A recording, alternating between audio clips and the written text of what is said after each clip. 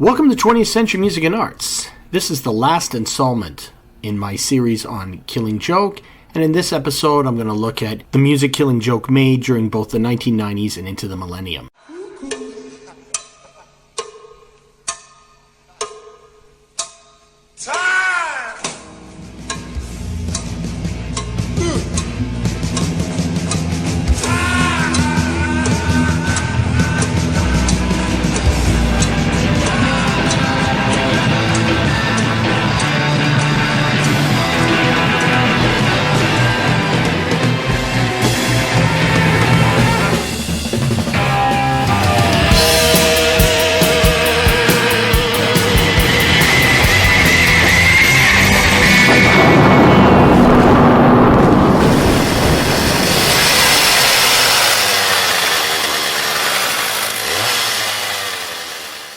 Now, halfway through 1991, the band finished their tour and would end up going on a bit of a hiatus. One of the reasons for this breakup was Coleman was moving to New Zealand and started living on this remote island off the coast. The remaining members worked with Chris Connolly of Ministry on the side project Murder Incorporated, and they were actually also joined by Paul Ferguson, giving the band a double drum lineup along with John Betchell on keyboards. They released an EP and an album, but after only playing 5 shows, they couldn't really get along and agree on what they wanted to do with the music, so they broke up.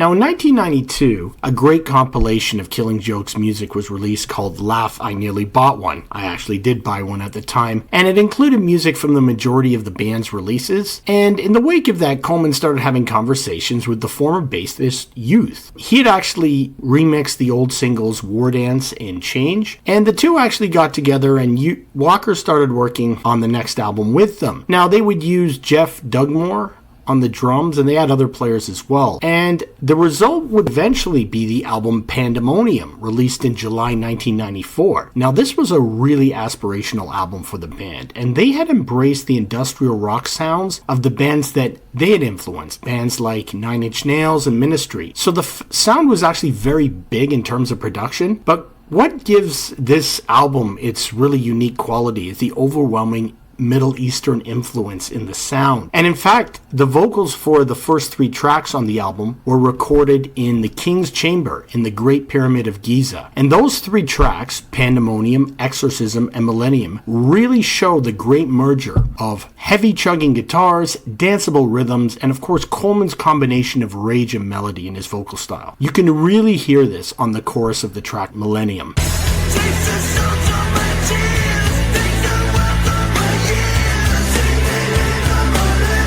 Now, another standout track for me is Black Moon with its incredible descending guitar riff.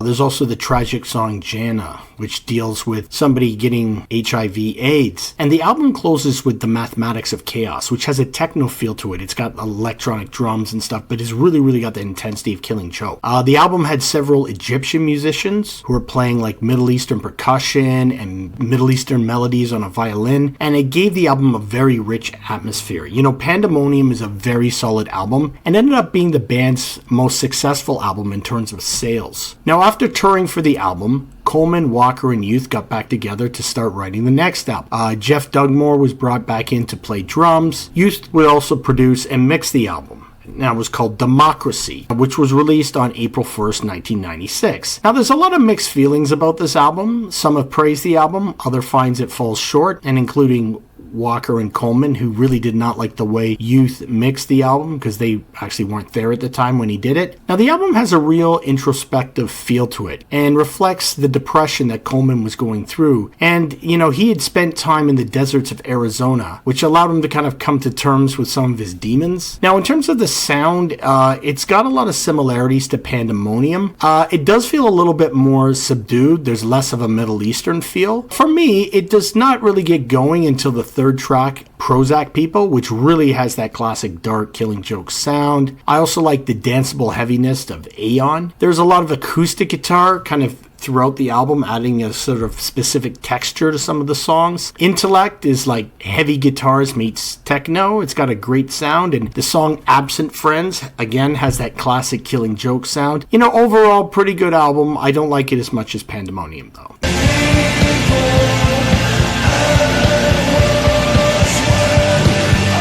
There would be a real long hiatus before the band would get back together again. Youth and Coleman would produce sort of 3 symphony albums with an orchestra, and they would look back to the classic rock bands that had really influenced them. So one album was doing Pink Floyd songs, another was doing Led Zeppelin songs, and there was one for the Doors as well. But it was the politically turbulent times of the early 2000s. There were the events of the War on Terror and the Iraq War that would really cause the band to come back together. The first album that they would release was simply called Killing Joke, released in 2003. Now, Coleman, Walker, and Youth were back. Paul Raven actually agreed to play on the tour because Youth did not want to tour, so Raven said, look, I'll only do the tour if I can actually play on the album as well, so he plays on one track. And the producer was Andy Gill of Gang of Four. But there was a question, who was going to play drums? Well, in the ironic world of rock music, it would end up being Dave Grohl of Nirvana. Now, Grohl and Coleman ended up meeting at a bar in New Zealand. Coleman showed up wearing a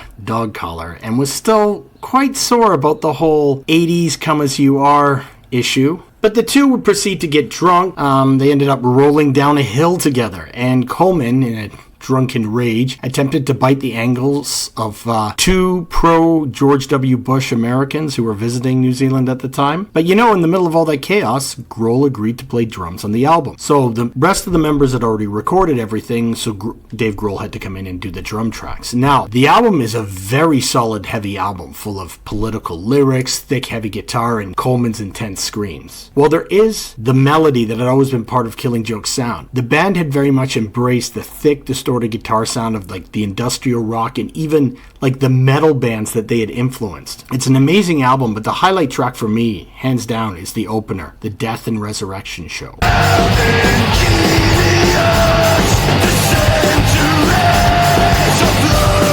And for the tour, Ted Parsons from Prong was brought in, which was suitable because Prong was very influenced by Killing Joke. Now, the band would follow up with another excellent album in April 2006, entitled Hosanas from the Basement of Hell. Recorded in the Czech Republic, where a few members of the band would eventually set up shop. This is powerful frenzy of sound and has so many intense and atmospheric songs like the title track, Implosion, Majestic, Walking with the Gods, Lightbringer, and Judas Goat. Coleman screams on this album. They are just so intense and so full of emotion. It's just fantastic. Paul Raven actually plays bass on the album, and the drummer was Benny Calvert.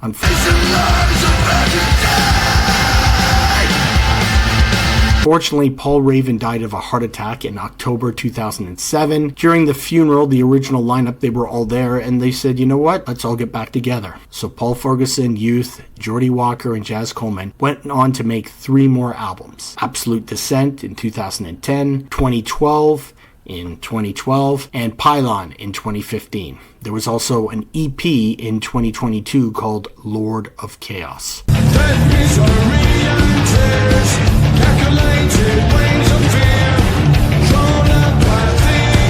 The band would continue playing their intense, uncompromising combination of post-apocalyptic heaviness and melody. But sadly, things came to a tragic end in 2023 when Kevin Geordie Walker passed away 2 days after having a stroke at the age of 64. Now, Killing Joke is a band that really forged their own unique path through the music industry and created a sound that was completely original. When they were presented with the Innovator Award in 2010 by Classic Rock magazine, the presenter was actually Jimmy Page, and he stated during his speech, I go back a long way with Jazz Coleman and the band. I used to go and see the band, and it was a band that really impressed me because of Geordie's guitar sound and was just really, really strong. And they were really tribal, and the band, and it was really intense. It was just really good to hear something like that during the 80s. Which sort of caved in a bit with haircuts and synthesizers. And Killing Joke would have a massive influence on alternative rock bands, noise rock bands, industrial bands. In a sense, they helped invent what would be known as industrial rock or even industrial metal, and they also influenced extreme metal bands. The tribal drumming and thumping bass lines created the foundation of the sound. Now, Walker played the guitar with this cold, clinical style that can completely evoke this post-apocalyptic landscape in the listener's ear. He's one of the most interesting guitar players of all time. And he was taking the influence of someone like Bill's Keith Levine, but he's putting that sound on steroids. And Coleman, better than any other singer, would combine melody and sheer anger into a vocal style that, a moment it could be ethereal, and the next moment it could be brutal. And any of the electronics and keyboards, most of the time throughout the career, it's added to create this sort of futuristic sound, but it never is a detriment to the heaviness of the rock instruments. There really is no band like Killing Joke. Please check them out. Thank you for watching 20th Century Music and Arts. Please like, share, subscribe, and or comment. Which band or artist would you like me to do an episode on next? Thank you.